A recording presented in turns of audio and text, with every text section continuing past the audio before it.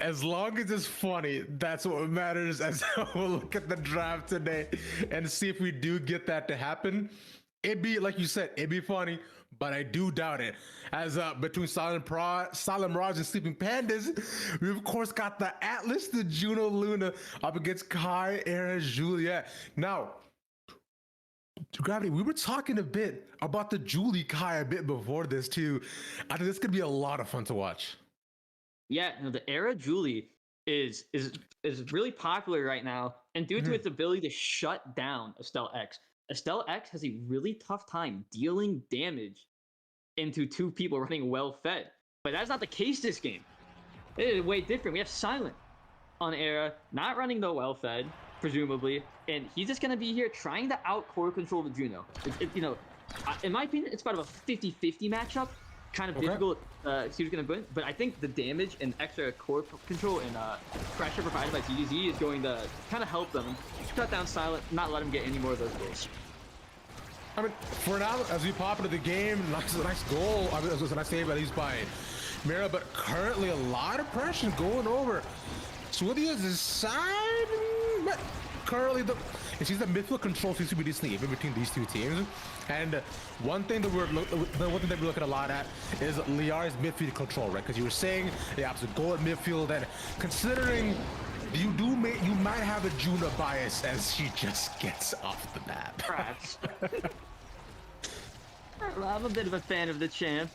It provides a lot of value. I mean, it's just so much core control, and that is the answer. That's how you stop the Era Julie. Era Julie has weak mid pressure. They don't have too much damage. You don't have to worry about matching it, but it doesn't matter. Silent and Cube are just going to be putting it right past Juno and right past the Atlas Panda himself. And that's going to put him up 2-0 with 3 minutes remaining in this game. Silent Mirages coming out hot. What I did like though is Lyarri almost chose to forego the actual core control by actually hopping over it and then just allowing it to simply walk in with the help of ZZZ. That was cool. It was a nice little play that I enjoyed. Oh, but a bit too close to the edge and double KO to finish it off. Man, Cuberto's popping off. Cube does that sometimes. Honestly, because I used to play with Cube back, not with him, against him, like early, like almost right when the game launched in September. Yeah. And he was not this demon that he is now. I honestly, maybe most improved player. He was still good, but I mean, not this. I mean, Q plays at the level. He's in argument for one of the best players in the game. Ooh. I mean, of course, of course, naturally, you would be up there if you were still competing, I would assume. But yes. We can talk a bit more about that as you get in, because I wanted to try to point out the Atlas and just what he's been able to do, right? Because you were saying how he is a bit more of a sleeper pick. You don't see a lot of him, but so far the defense has been pretty solid, especially because of the astral projection that he's been able to put out. But consistently, put under so much pressure we've seen so far. Yeah, he's doing well. I mean, see, the key thing on that is to position so well, because the character has bad movement speed. That is his weakness. But you see Panda's always kind of in the middle of the net, ready to just be in ideal position so he doesn't have to move too much. Ooh. Because if they hit you on the opposite end of the net, it's going to go in. But not this time, as Cube finds this dash punch on top of Panda, making this game 4-0. Not exactly the type of game I was expecting to see for the start. And what I wanted to point out there too is I like the use of the Cosmic Expanse, but Cube as well, like, completely read the trajectory of the core, so he was ready to intercept it, like, and within a moment's notice, and actually KO as well, taking down Lyarri super low. We could be looking at a 1-0 start within a matter of seconds for the side of the Silent Mirages, but all it takes once they're back up to its even advantage. ZZZ back at the core, they're fine, but it's okay for now with a couple of seconds. At least they maintain it, but it's 3-on-1 Gravity. It's just Panda. They're passing it around. They're playing with him. What a start. Yeah. Dominant game one performance from Silent and Cube. I think a lot of it has to do with the comp that they had picked. Not Silent and Cube's team, but from the side of Sleeping Pandas. Sleeping Pandas is very, very interesting comp. Juno Luna is not a comp that you will see any team run throughout this tournament except them. And it's weird. 'Cause the champ's kind of in like an anti-synergy almost. Luna provides massive damage for your team, but Juno's not a champ that just cannot capitalize on that damage that he has. So now you're playing like the more midfield style of Luna, but that's not what she's strongest at. And even then, the Juno was struggling to get it past the Era. The Era was shutting down the mid. The mid was kind of going 50-50, which is again not something very typical to see, especially going in the Juno. And that's an interesting part there, right? Because considering how they struggled in the first game, do you expect some changes to come out? If so, what do you kind of expect the comp to be going to the next one? I would like to see an Estelle pick come out from ZZZ. True. I think the Estelle is going to provide more mid pressure and a little bit extra scoring pressure too. The damage output is there, but you can't kill this Era Julie, so it's almost irrelevant. And so I think with that, it will go much better than the first series of games. But again, ZZ's, I don't know if he even really plays the Estelle. He's known for his X and his Luna. I would assume the X would come out personally, just to be able to deal with the Julie, right? Because we've seen that was the most common strat from that they have pulled out before, especially with just how much of a bully the X can be. Because you can see that with just how early the game was in general, right? You know, we're not playing for late game as of right now, and that's kind of more so what I'm assuming. I will say I was a very big fan of Yalla's pick. I thought it's cool. Like I know it's not picked super often too, but Alice goalie too is just so much fun to watch, especially with if you can actually use the celestial intervention. Hey, that's pretty fun, especially if you are getting bullied. So it's not too bad. But I digress, as we'll have to see once you do get into the draft, which will happen in likely a minute or so. Yeah. I love seeing the uncommon picks. I mean, that was the reason I originally picked up Juno at the start.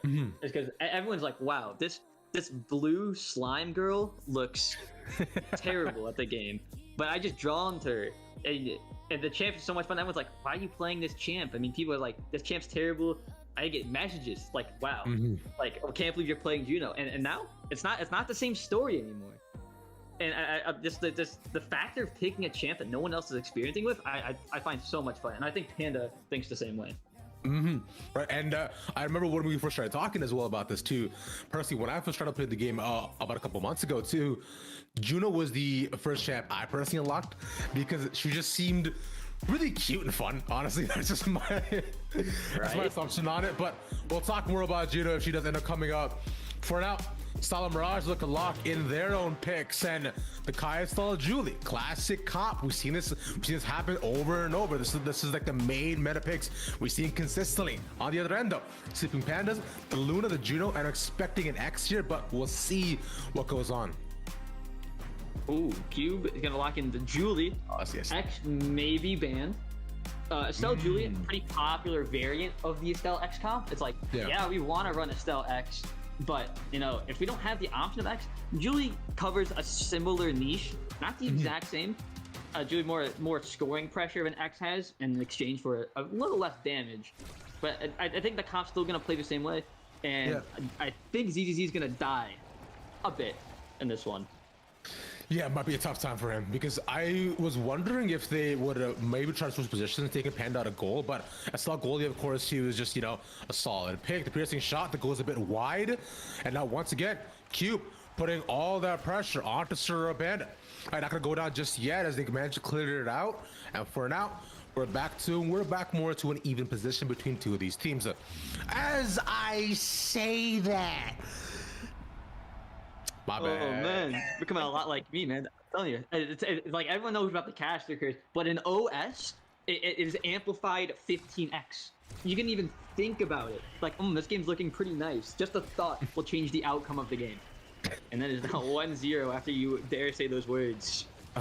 That's my bad. But actually, let's talk about this goal too, because I find it was easily unexpected, which that was a 2-0. Never mind. Okay, so Juno also couldn't get back to possibly defend it. Piece of gravity. What right now you find not going the greatest for Sleeping Pandas? Honestly, it's kind of hard to point out, and I think it comes down to the mid pressure that they're having. The mid pressure feels almost non-existent. And Juno, by the way, hard counters Estelle. It is one of Estelle's worst matchups. Juno has so many tools to keep it forward, and Estelle don't really have the same. Like normally the way you play, it's like, oh, like I'm not gonna win core control. I'll out damage the Juno, maybe get some kills, pick up some nice shots. But that's not even happening. And just raw core control, it seems like Silent is probably going even, or maybe even a little bit of his favor, which should not be happening. Yeah, because we see it even right now. As Juno puts on just the overall make it rain as well. Silent has no trouble getting past all of it. Although Miragent might be in trouble getting KO'd, and there we go. With that now gone, the immediate run back. Look at the rotation that they also did. Man, that was actually, I thought, really well done by Silent Mirages, because like they're able to just solve with enough time, and now is where they put Sleeping Pandas under a lot more pressure. There it is once again. Man, another goal found by Cube. And again, guys kind of demon. That kill on Amir was so big. ZZ using the missile to kill, but they were just unable to capitalize. It seemed like Silent came back, Silent and Cube. They kind of came back, locked it up. Of course, Cube. I mean, he hit like rank 10 on goalie alone. So, I mean, he can play both roles. So if Mira is down, Cube can step up. Though Julie is not known for her goalie capabilities. Yeah, you're not gonna see much of that anywhere at all. But for now, it looks like a pretty heavy hit. Nice save by Panda. But once again, we're in the same position. Lyarri by themselves. Z's barely makes it back, but they're not able to secure it. The KO again. He just got here. No, man. They're playing 2-on-1, but they cannot secure it. Z's staying so far back, but it's only going to be a matter of time before Panda ran out of cooldowns and could not make it to the core. Man, it has been 9 straight unanswered goals from Silent Mirage. That was a piercing shot, too. Wow. Yeah.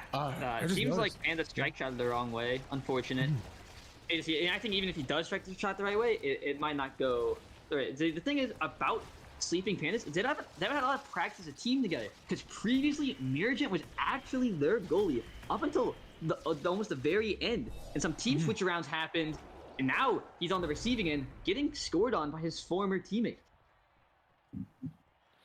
That's what makes it so interesting, right? Considering how many switches we've seen so far throughout the entire beta as well, and how these teams continue to adapt and evolve with all different people. It makes for a fun storyline. And now Miragent are gonna take down his former team, looking to show up and show out, thinking, yo, I may have switched up, but y'all the one who's gonna have to switch. Can't make it back to goal in time though. Lyarri with a beautiful toss.